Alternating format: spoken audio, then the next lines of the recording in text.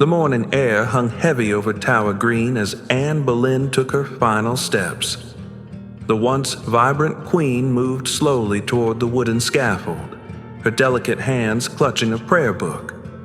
The crowd fell silent as she spoke her last words, her voice barely above a whisper.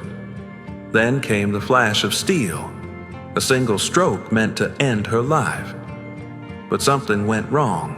Witnesses swore her lips kept moving after the blade fell. The executioner paled as he lifted her head. Her eyes blinked once, twice, before finally going still. That night, guards found fresh blood seeping between the scaffold's wooden planks, though it had been scrubbed clean hours before.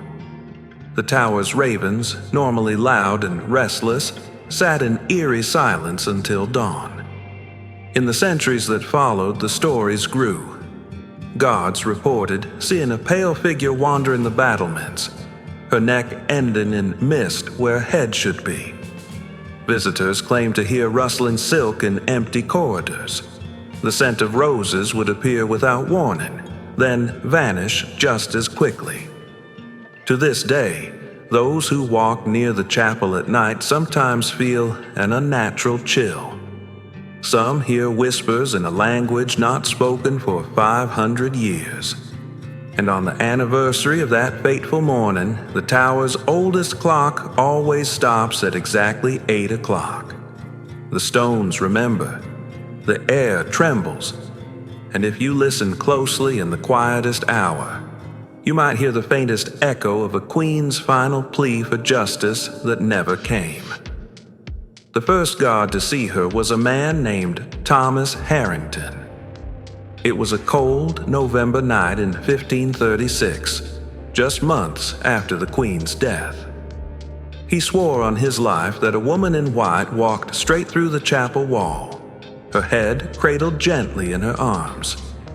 When he crossed himself, the head turned to look at him, its lips forming silent words before vanishing into the night air. More sightings followed. A kitchen maid in 1674 fled screaming when she found a headless figure standing over the hearth, its gown untouched by the flames. King George's own footman resigned in 1817 after seeing Anne's portrait drip blood-red tears down its frame.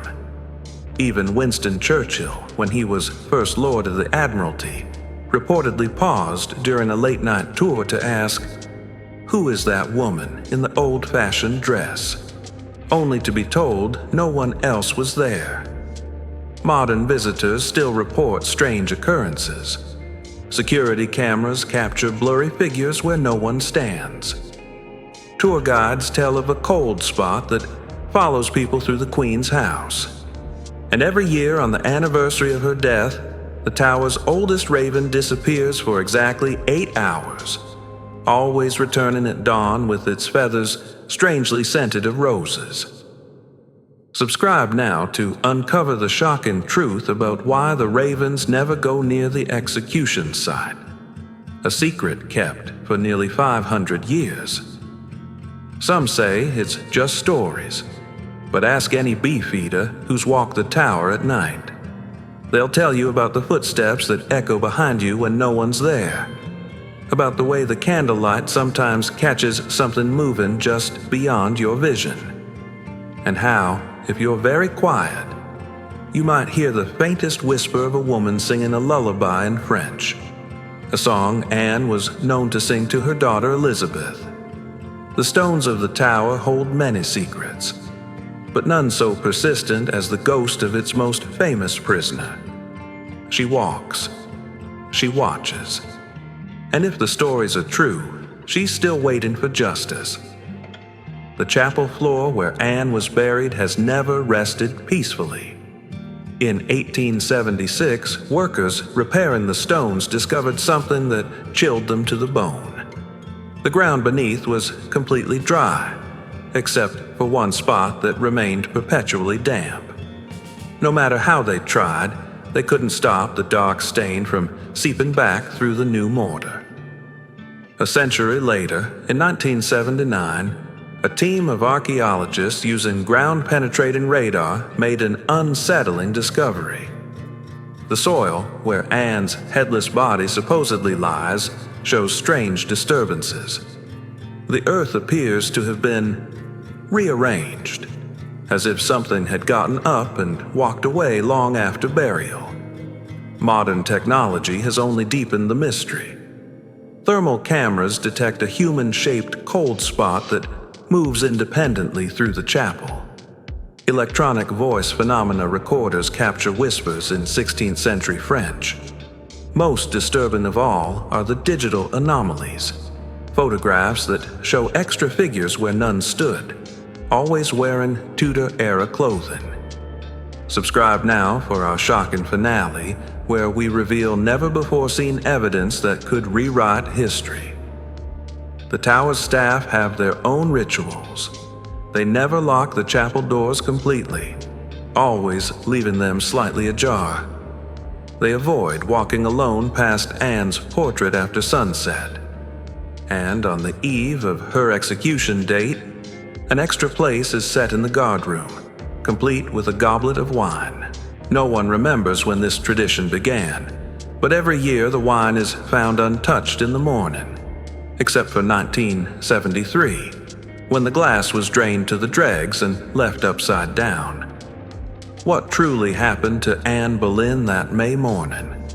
The tower keeps its secrets well, but sometimes in the dead of night the wind carries the sound of a sword being sharpened, and those brave enough to listen swear they can hear a woman's voice whispering a single word: remember. The Tower of London has stood for nearly 1,000 years, its stones soaked with the blood of kings and traitors alike. But of all the souls said to walk its ancient corridors, none is more persistent than the ghost of Anne Boleyn. She is seen more frequently than any other spirit, her appearances so well documented they've become part of the tower's official records. Modern paranormal investigators have made a startling discovery. The energy signatures they detect don't match typical haunting patterns. Instead of random phenomena, the activity follows intelligent, deliberate paths, always moving from the Queen's house to the chapel, retracing Anne's final journey. The electromagnetic spikes are strongest near her portrait, as if something is trying to communicate through the painting itself. Historians now believe Anne's ghost represents something far more powerful than a simple spirit. She has become a symbol of injustice, of love betrayed, of power misused. Her appearances often coincide with moments of national crisis, as if she returns to warn England of coming danger.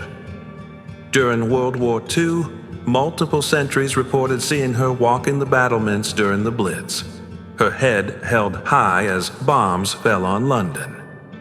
Subscribe to our channel to join the investigation. We're installing new equipment this winter that might finally capture definitive proof. The most compelling evidence comes from the tower's ravens. Legend says if they ever leave, the kingdom will fall. But the birds show strange behavior around the execution site. They refuse to land there, and often appear to be watching something humans can't see. Their keepers report that on the morning of May 19th, the ravens always face the same direction at exactly 8 a.m. as if observing some solemn ceremony. Perhaps Anne's spirit doesn't haunt the tower.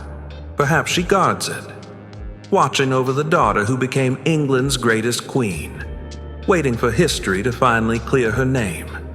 Or maybe she simply remains because some loves, some betrayals are so powerful they echo through the centuries. One thing is certain.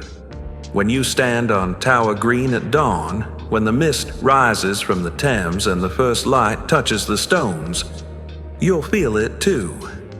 That prickle on your neck, that sense of being watched, the unmistakable feeling that for all our modern skepticism, some stories don't end with death. The tower keeps its secrets, and Anne Boleyn keeps her vigil. After nearly 500 years, her story is still being written. Will you be part of uncovering the truth? The next chapter begins now.